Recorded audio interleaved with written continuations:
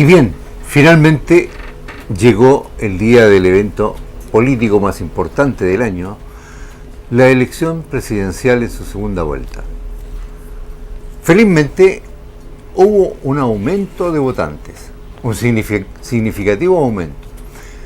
Este es un buen síntoma de que todavía podemos recuperar el espíritu ciudadano en nuestro país.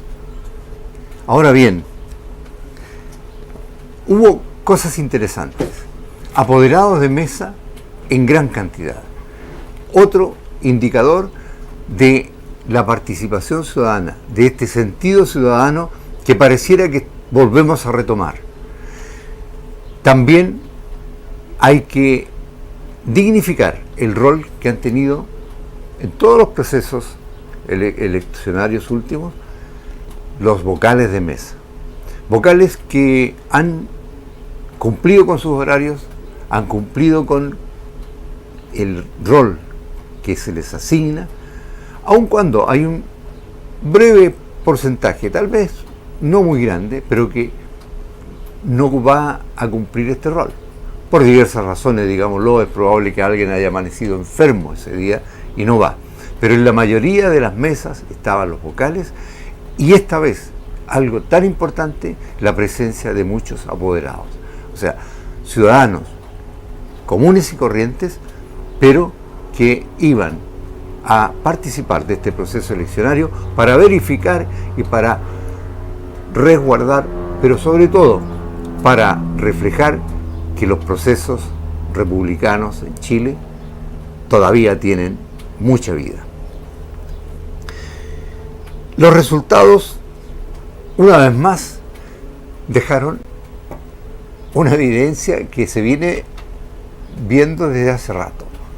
La evidencia de que los expertos en política y los políticos en general, digamos los políticos que toman las grandes decisiones, incluso aquellas de quién va de candidato o quién no va, por diversas razones, pareciera que siguen con la lectura un poquito equivocada.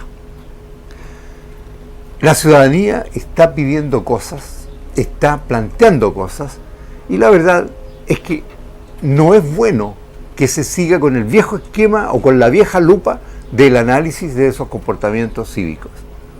Creo que es la hora, es el momento propicio para comenzar a hacer la verdadera lectura de lo que quiere la gente. Este manipulado concepto muchas veces. Queda una gran tarea, hacer que todavía vaya a votar y participe y se interese un porcentaje mayor de aquellos que definitivamente no fueron a votar. Porque digámoslo, siendo una muy buena elección y un muy buen síntoma el que hayamos recurrido más personas en las urnas, todavía faltan muchos que le darían mucho más legitimidad a nuestro proceso. Resultados. Bueno, ganó un candidato. El candidato de la llamada centro derecha. Yo, ya usted sabe, estimado telespectador, ya no soy amigo de hablar de izquierdas y derechas. Para mí la izquierda eran las de los años 60, 70, donde había realmente dos modelos económicos fundamentalmente, que eran polos opuestos. Y allí se acuñó esto de la izquierda y la derecha. Sin embargo, como se maneja hoy día, no refleja justamente esa polaridad. Porque hoy día los chilenos lo que quieren es diálogo, acuerdo, discusión, pero acuerdo, diálogo y avance, no retroceso. Y para eso tenemos que aunar todas las voluntades. Y aquí una tarea interesante para el gobierno que va a asumir la responsabilidad por los 4 próximos años. Y esta responsabilidad fundamental es cumplir lo que se prometió en campaña. ¿Y cómo se cumple? ¿Qué quiere la gente? ¿Qué nos manifiesta la gente en general? Que a lo mejor no es lo que le llega, como le decía al inicio, al político de alto nivel que está preocupado de grandes cifras, pero que habrá que hacérselas llegar. Por ejemplo, se espera que el presidente Piñera no llame a gente que está ya ocupando cargos de elección popular para cubrir algunos puestos en lo que es la administración pública. Porque esto suena como ahora y siempre va a sonar, anteriormente ya han habido voces que lo han planteado, suena como un engaño al elector. Y por otra parte, uno podría pensar, con todo derecho, de que esas personas van escalando. No les interesa el cargo al que postularon, les interesaba ganar para estar al aguaite de otro cargo mejor. Y eso no es bueno para la política. Por lo tanto, esperemos que el presidente recurra, si tiene que recurrir, a casos muy específicos y muy justificados. Segundo, esto de cortar la grasa que ha dicho el presidente, la gente también lo entiende y lo entendemos todos, de que efectivamente hay mucha grasa que cortar que no es eficiente ni es necesaria en el quehacer. Pero ojo, hay que tener cuidado y en esto hay que cumplir porque la comunidad va a estar atenta a qué es lo que pasa para poder volver a creer en lo que le dicen los candidatos. No cambiar grasa por grasa. Ser muy estricto en esto, porque a veces la grasa es transversal y eso debemos reconocerlo. Por lo tanto, lo que se requiere es eficiencia, compromiso, lealtad para cumplir los objetivos que deben ser cumplidos. ¿Para qué? Para el mejor bienestar de los chilenos. Otro tema importante del nuevo gobierno será perfeccionar sus propuestas de candidatura. ¿Y cómo las va a perfeccionar desde el punto de vista del ciudadano común y corriente? Haciendo mayor participación ciudadana, tomando más en consideración a las bases. Y las bases, a su vez, tendrán que ir entendiendo que deben organizarse y que deben hacer presente sus opiniones, sus observaciones, sus objeciones y sus propuestas. Se nos termina el año y tenemos estas tareas por delante. Esperemos que realmente cerremos un año para que el próximo sea realmente un año de un país que va en alza.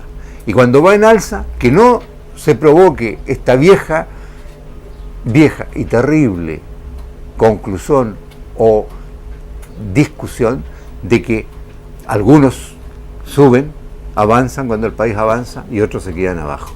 La idea es que el avance sea parejo para todos y que haya trabajo para todos, pero también responsabilidad para todos. Gran tarea de un nuevo gobierno. Esperamos que se cumpla por el bien de Chile. Volvemos enseguida para continuar nuestro programa del día de hoy.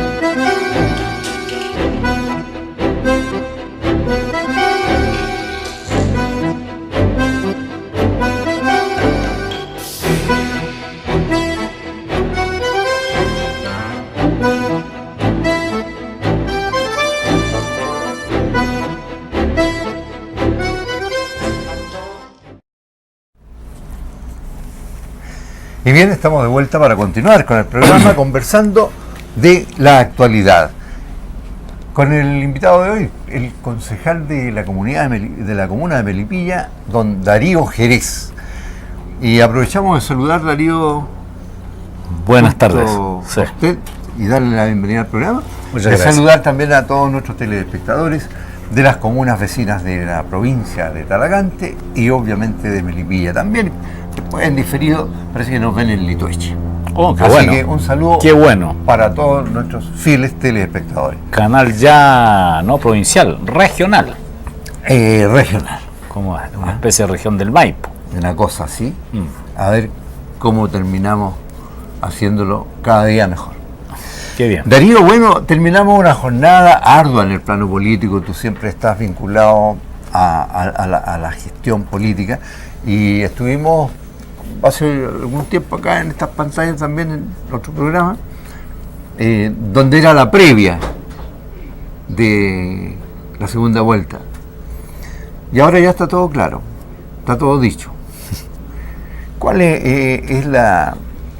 ¿Qué esperas tú, por ejemplo, cómo ves tú el proceso político de Chile, la conformación de tu grupo, de tu sector, hoy día llamado Nueva Mayoría, ¿cierto?, que participó en esta elección con el nombre de... Sí, precisamente. Yo creo que otra alianza. Sí, yo creo que hoy día son varios los caminos que se están tomando. Sin duda que en un solo camino, valga la redundancia, pero repensar la estrategia que se usaron, la logística, el trabajo. Siempre un triunfo o una derrota da para pensar y repensar. Y yo espero que a nivel comunal se haga una lectura de esta elección, porque no puede pasar así por así nomás, desapercibida. Tengo entendido que ya hay algunos grupos que están llamando a reunirse seguramente para hacer un análisis y no para llorar lágrimas de cocodrilo. Claro. Ahora, en esto es importante, Darío, yo he estado revisando diversas entrevistas que se hacen a connotados personajes de la política, digamos, nacional, y de repente como que se deja entrever que se perdió, y una pérdida tremenda, y que no dando lugar a que este es un hecho cotidiano, digamos, en la política chilena, donde todo el mundo habla de, ¿cómo se llama esto?, el reemplazo de uno por otro. La alternancia del poder. La alternancia en el poder. La alternancia en el poder. Pero cuando se produce la alternancia, como que estuviera mala. Y sobre todo, representantes del Partido Comunista los veía muy así como en onda de estamos preparándonos para gobernar, y esto, escuchaba a la niña Cariola, la diputada, decía, serán 4 años de lucha. Yo esperaría que en términos generales, y lo esperaría de cualquier sector, que dijera, bueno, son 4 años donde vamos a tener nuestro aporte desde nuestra perspectiva, pero no anunciando la lucha, el tiro. Es que las cosas las cosas no son tan así, Lucho. Lo que pasa es que tú hablaste delante de los modelos de administración de un país. Y aquí yo creo que siempre se siguen jugando dos modelos. Uno, por un lado, el mercado, la política neoliberal, el capitalismo, y por otro lado el Estado solidario, Estado social, y de repente aparecen algunas pinceladas del medio, como lo que apareció tiempo atrás Gramsci en Italia, con el propósito de conformar esa democracia o esa socialdemocracia europea, y yo creo que para allá se va a ir encaminando este país, porque tampoco en la lucha así fratricida entre capitalismo y Estado social, porque unos a otros se necesitan, haciendo un raciocinio sin termocefalía. Sí, claro. Si hacemos un racionalismo con termocefalía, bueno, vamos a hacer una guerra fratricida y la lucha va siempre a seguir igual. Ahora, el tema es que el capital es importante para un país. El capital forma parte de lo que es el crecimiento económico de una sociedad. Ningún país, por socialista que sea, puede escapar al capital. ¿Viste lo que se ha convertido China? Claro. No me van a decir que China no es un país capitalista. Absolutamente. Obviamente. Entonces, cuando el capital se coloca al servicio de la gente, produce crecimiento. Y ese crecimiento, por un lado, es para capitalizar, para seguir creciendo, pero también ese capital hay que colocarlo al servicio de la gente para hacer mejoría en la salud, en la educación y en una serie de cosas que se ha hablado, entre ellos hoy día, se está hablando del tema de los remedios, los medicamentos. Pero cuando no se produce eso, se produce un desequilibrio, como es el estado natural de las cosas. Las cosas cuando no tienen equilibrio, se balancean para un lado o para el otro. Yo escuchaba al ministro secretario general, ahora el ministro secretario general de gobierno, el que fue ministro de Hacienda. ¿Sí? ¿Ya? Sí, yo escuchaba, decía, y él y parece que otro dirigente del PPD también, hablaba de que sí, haciendo como mea culpa de que descuidamos un poco el tema del crecimiento, lo dejamos de lado, porque en realidad parecía una lucha entre el crecimiento o la inversión social. Y uno aquí en la mesa lo conversamos en varias oportunidades con invitados, lo que pasa es que el desarrollo requería crecimiento y después para poder hacer la inversión social. El problema era que cuando nos quedábamos en el puro crecimiento, nos polarizábamos, nos engordábamos mucho un brazo, claro, en desmedro del otro. Pero tampoco era, no, opaquemos el crecimiento y dediquémonos nada más que al desarrollo social, porque necesitamos, las cosas se hacen con plata. Exactamente. Entonces ese equilibrio que dices tú para un desarrollo armónico es que yo creo que esta elección tiene dos lecturas, por lo menos para mí. Tiene una lectura de la que estábamos hablando recién, de esa lucha entre el crecimiento y el estado de bienestar, entre capitalizar, juntar plata, y el también no juntar plata para juntar plata, sino que también para invertir, porque este es un círculo. En la medida que yo no invierto en los problemas sociales que se van produciendo, también es un atentado para el capital. Voy generando además problemas. Problemas. O sea, también es un problema para el capitalismo. O sea, el capitalismo tiene que entenderlo. Pero por otro lado también hay otra lectura que se dio. De aquí una suerte también de atemorización, eso del Chilezuela, y de que prácticamente el país está prácticamente en la bancarrota. Eso fue una campaña del terror, que de alguna otra forma también despertó la reacción de otros. Por lo tanto, aquí ninguna campaña del terror, ni de este lado, ni de este otro lado, sirve para fortalecer la democracia. O sea, no es conveniente, pero hoy por hoy yo creo que la gente, así sea, o el ciudadano común y corriente, la verdad es que está entendiendo mucho más y está tomando más decisiones propias. Tiene sus líderes de opinión, pero ya los analiza. Hay un tema que rescato yo de esto. Lo puedo tomar en buena forma o lo puedo jibarizar. Yo lo voy a tomar de la forma más prudente. Alguien me dijo, nunca había visto tantos momios en esta elección. Pero yo lo voy a tomar de esa forma. Yo creo que hay un reencanto de la derecha. No sé si es por un tema electoral o por un tema de conciencia política de su clase. Obvio, defienden su interés. Eso es bueno. Eso le da también una retroalimentación a la política. En la medida que no solamente nos dediquemos al mercado por las partes de los conglomerados, ya sean de derecha, izquierda, de centro. Eso lo hace bien, que haya gente que reencanta de la política, porque de un tiempo a esta época hay mucha gente que abomina contra la política, vomita contra la política, la desprecia la política, pero al final llega a la conclusión que es importante la política para la conducción de los estados. Entonces, la política, ¿quién tiene que dignificarla? La derecha y la izquierda. ¿Quién tiene que dignificarla? Todos los actores políticos, sean del lugar que sean. Los actores políticos. Por lo tanto, el hecho de que haya ido más gente a votar, significa que hay un despertar y que ambos bandos han empujado para que haya más votantes. Yo creo que hay ciertos eslóganes y ciertas posiciones que, fíjate, son un atentado o más bien una falta de respeto al ciudadano. Cuando se le quiere hacer creer algo y que mucha gente realmente lo cree, porque, bueno, quiere creer en su gente y después se da cuenta que oye, me engañaron. Pero puede ser de uno y de otro lado, porque lo que tú decías del terror también es cierto. O sea, acá se jugó mucho se terminan los derechos, poco menos la gente traducía, su niño no va a poder estudiar más. Claro. O sea, hasta aquí nomás llegó. Las pensiones. Ahora, yo tengo una visión muy personal y que se la he dado a conocer respecto de las pensiones. Yo veo que todo el mundo, incluido el presidente Piñera, salvo que ahora empiece a perfeccionarse un poco más el programa, están hablando de las pensiones misérrimas. ¿Ah? De subir, claro, a una pensión de 100.000 pesos le subes el 10%, le subes 10.000.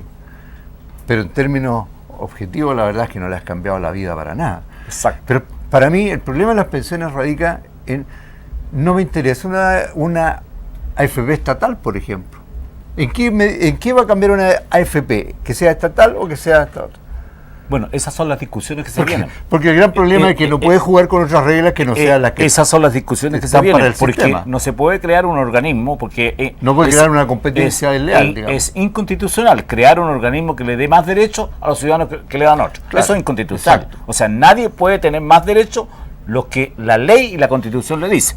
Por lo tanto, la AFP estatal es hasta por ahí, o sea, no sé qué tanto se pueda ser tan sociable. Veo que no fuera de que a lo mejor en costos, a lo mejor en atención. Yo creo que la cosa va por otro lado. A lo mejor la creación de una AFP estatal, pero que tenga alguna cobertura bonificada por el Estado.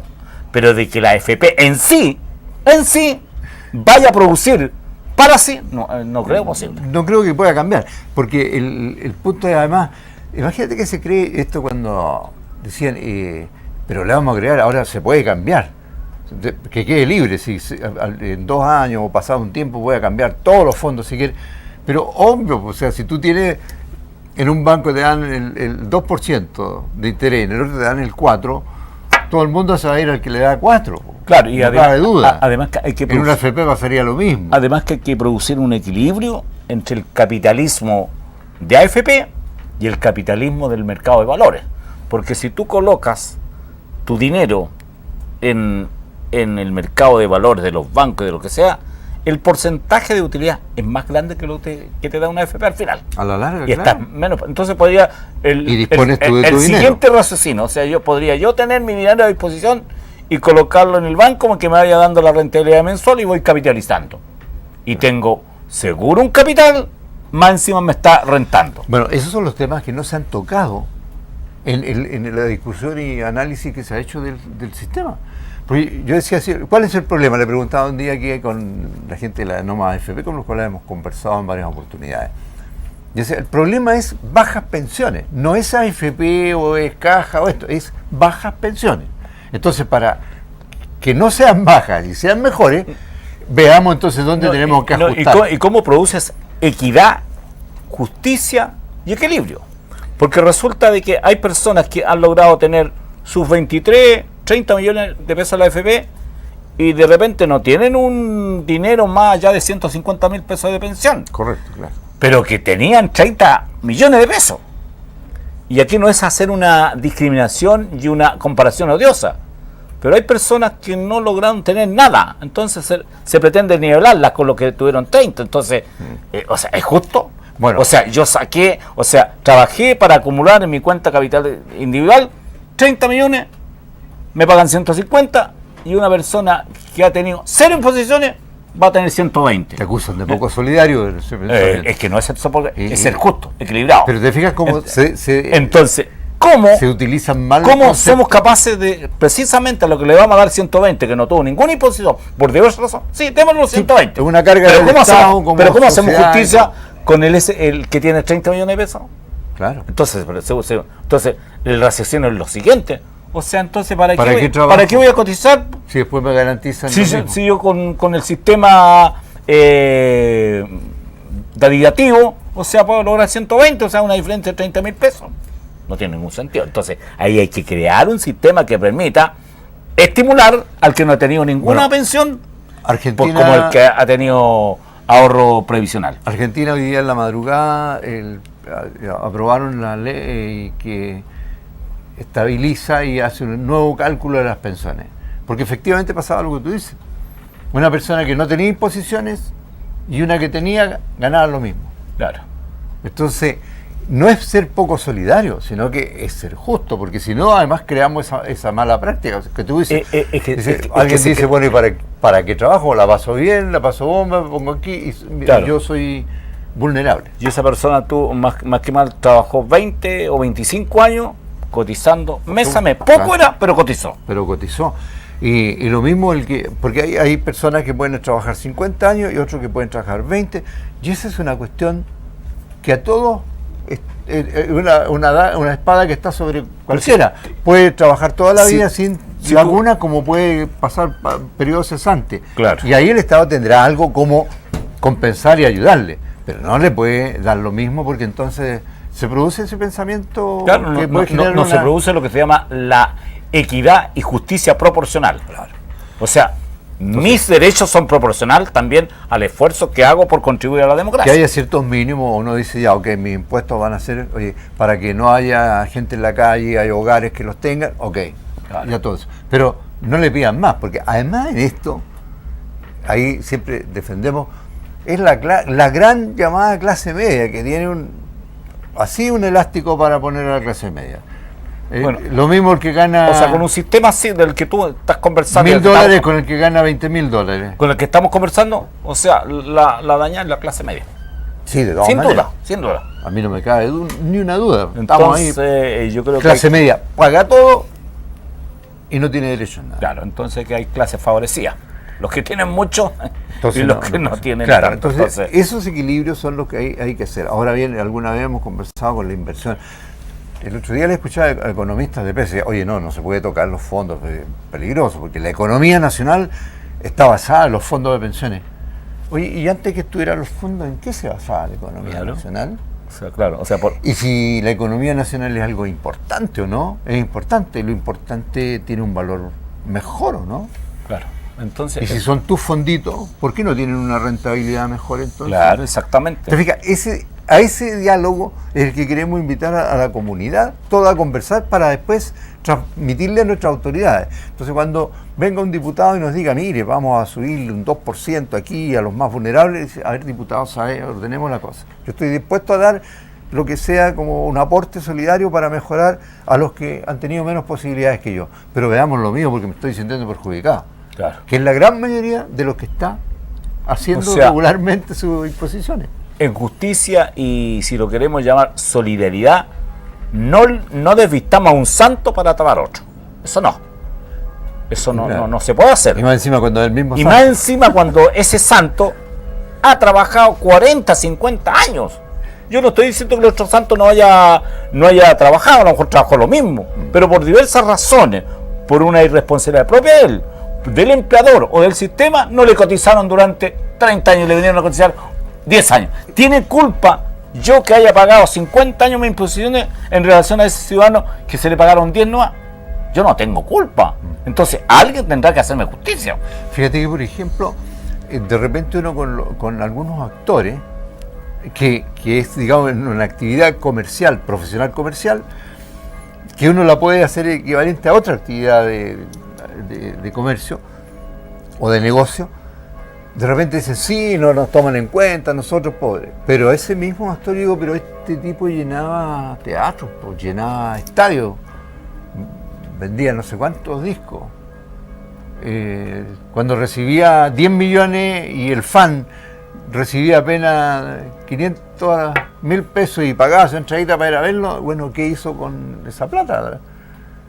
Porque al otro le descontaban de su sueldo, le descontaban el 10% para su futuro. Por eso entonces, digo.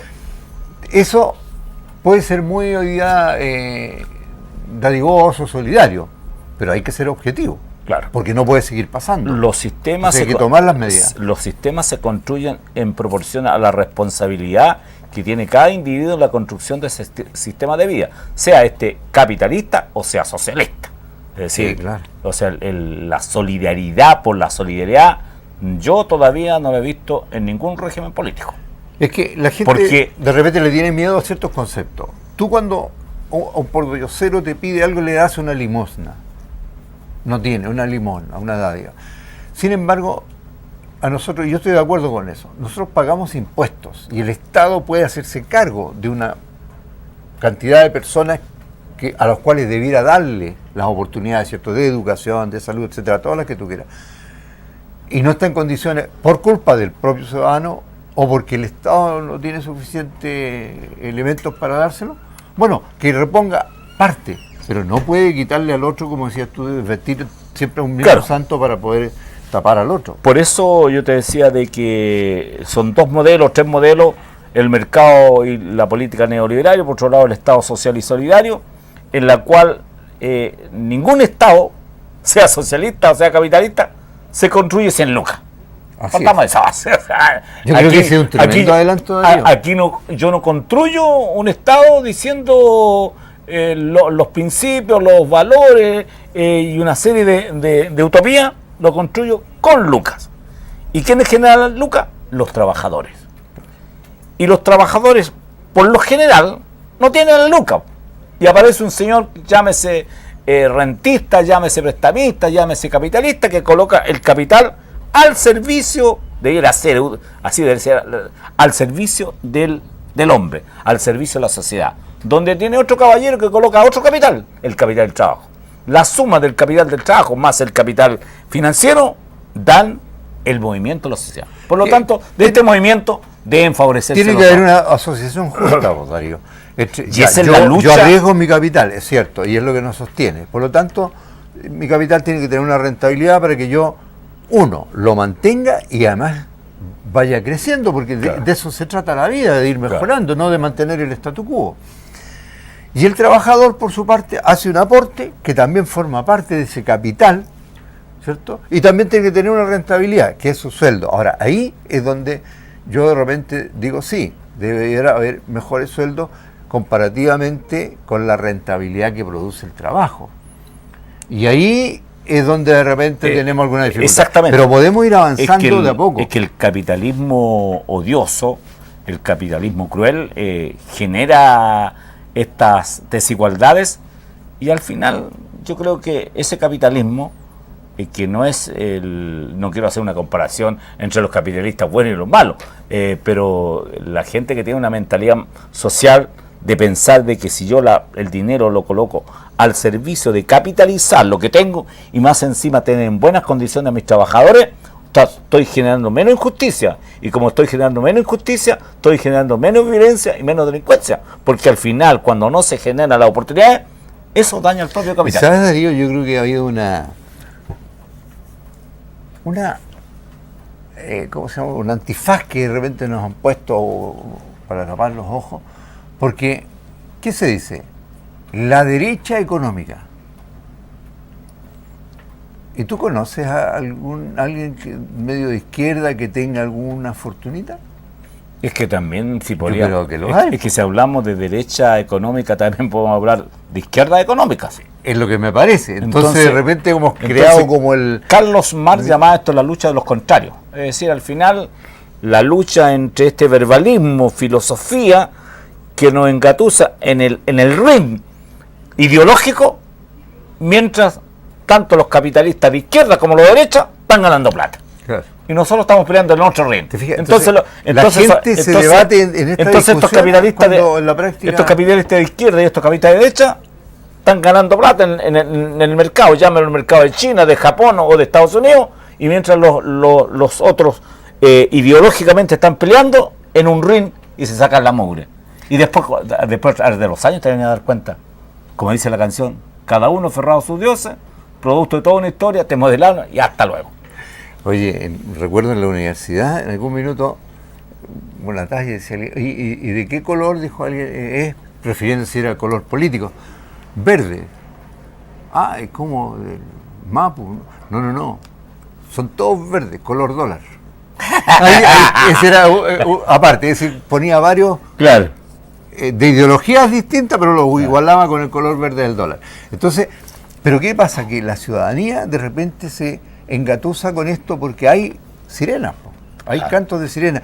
Yo creo que ese es el estado que estamos alcanzando de determinarlo, y donde ya la comunidad hoy día es mucho más fácil. Obviamente ocupan de repente estos WhatsApp y son insolentes, digámoslo, pero otras veces plantean inquietudes dignas de ser consideradas. Entonces, ahí también hay que hacer porque hay muchos que ponderan al Dios tecnológico y yo no estoy tan de acuerdo en eso. Por eso se producen las luchas ideológicas, y yo creo que es bueno que se produzcan, es bueno que haya una derecha, es bueno que haya una izquierda, es bueno que se desarrolle la democracia, es bueno que hayan pugnas de carácter de polémica, discusión, pero lo importante es que éstas se conduzcan hacia el bien común, o sea, hacia lo que esencialmente necesita el hombre, porque estas pugna por pugna al final no sacamos nada. La lucha entre Estados Unidos y Moscú, que lo vivimos años, y la lucha entre otros gigantes y otros gigantes, al final llegamos a la conclusión que son luchas de carácter ideológico, político, económico, de la cual, por ejemplo, generalmente los países del tercer mundo poco tienen que... Forman parte de esta comparsa, de la estructura de poder, claro, nomás, de dónde se ejerce el poder. Bueno, y el poder al final parece la gran presa. Es que el poder, como lo dicen algunos que han estado cerca del poder y han tenido poder, dicen que seduce, que el poder como que te mimetiza, como que te atrae, es como... Te mete en una burbuja. Claro, hay otros que dicen que el poder corrompe. Te pone las luces claro, en los ojos. Claro, así que bueno, es complicado el poder. Importante tener eso en cuenta porque cuando se quieren hacer bien las cosas, yo creo que hay que poner atención a todo. Hoy por hoy, en realidad, yo creo que por eso no me gusta tanto hablar de izquierda o derecha, porque de repente se mezcla. Si uno le pregunta a alguien cuáles son sus aspiraciones, sus necesidades, qué le gustaría a usted, es una mezcla de cosas. Claro. Y la gente quiere tener un trabajo para poder ganarse la vida decentemente, un trabajo bien remunerado para poder satisfacer las necesidades que, como todos sabemos, cuando se cumplen las menores, van naciendo otras. Y eso también provoca desarrollo, pero es porque hay también un crecimiento personal, un crecimiento familiar. Entonces, hoy día la política va a tener que, o los políticos van a tener que ponerse a trabajar más seriamente en crear condiciones favorables. Tenemos todo esto que se ha hablado del litio. ¿Cuáles son los valores agregados que desde que, no sé, yo estaba en realidad, o sea, hace años ya en el colegio, de pequeño, en la enseñanza básica, digamos, primaria, y escuchaba esto de agregarle valor a las cosas. Y al cobre no le hemos agregado valor en los últimos 100 años. Entonces, yo creo que ya está el tiempo de que no da para más, porque la gente está pidiendo eso. Pero fíjate que en este despertar político, que espero que no sea un canto de sirena, donde yo te digo, vi un reencantamiento de la derecha, no lo voy a definir si un reencantamiento de la derecha política o la derecha económica, en esto en que apareció el Frente Amplio, en que hay un evópolis en la derecha, son signos que de alguna u otra forma las cosas que antes estaban enclaustradas en una situación de conservadurismo, hoy día se están discutiendo y hoy día se está abriendo la cortina para que salga el humo blanco, negro, lo que sea, y podamos discutir esas cosas. Eso es bueno, porque eso significa que hace crecer, desarrollar la política, y lo importante es que lleguemos a establecer alianzas como los países desarrollados, que son capaces de conciliar las ideas de izquierda y derecha en bien de la comunidad.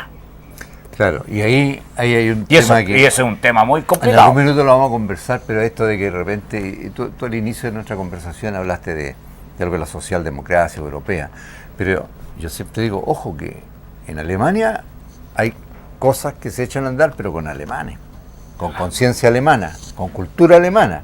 Entonces hay algunos que quieren traigo esto de Alemania, traigo esto de España o de Francia o de Australia, lo traigo aquí.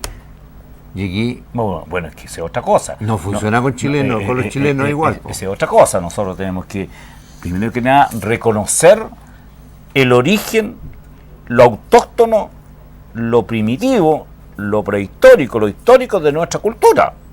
Aquí tenemos una cultura rica, lo inca, lo azteca. Sí, no, desde el punto de vista cultural, pero yo me refiero desde cómo nos manejamos. Es que en función de eso tenemos que construir la socialdemocracia, no en función de la experiencia europea, como tú dices, porque son otras culturas, otro avance, otra condición. Es decir, claro, aquí se han dado procesos para construir cultura, pero desgraciadamente los intereses, muchas veces el capital y los intereses económicos han matado algunas culturas. Sí, no es cierto, pero yo me refería a otro tipo de cosas cuando se adoptan modelos y aquí, por ejemplo... Es que los modelos foráneos no resultan. Claro, hay que adaptarlos acá o hay que adaptarse. Bueno, Darío, ha sido una interesante conversación post-elección, no tan centrada en quién ganó, que en esto, sino que más bien en qué significa y cuál es la tarea que tenemos que hacer. No, y nosotros, Lucho, yo hago un llamado precisamente a la gente que hagamos de la política una disciplina digna. A mí me duele mucho escuchar a la gente cuando dice, yo no me intereso en la política porque yo no como por la política y yo tengo que trabajar igual. Pero y son todos unos corruptos. Y nadie le ha dicho que no tiene que trabajar. Pero una persona cuando tiene que tomar una opción, y sobre todo cuando hay programas, va a tomar una opción en función de un programa. Si ese programa está de acuerdo con la filosofía de él, si está de acuerdo con el marco ideológico, o sea, entonces no da lo mismo. No da lo mismo. Y hay que trabajar. Bueno, y hay que trabajar. Nos vamos a comprometer a eso, a continuar trabajando, a continuar luchando, porque haya siempre oportunidades de que la ciudadanía se manifieste y se refuerce. Una vez más, muchas gracias por su amable compañía de todas las semanas y lo dejamos invitado para la próxima, si Dios así lo quiere, para tener otros temas de conversación que son de la mesa familiar y que son de importancia ciudadana, por la participación ciudadana responsable y también una participación ciudadana informada. Hasta pronto, muchas gracias. Hasta pronto. Darío.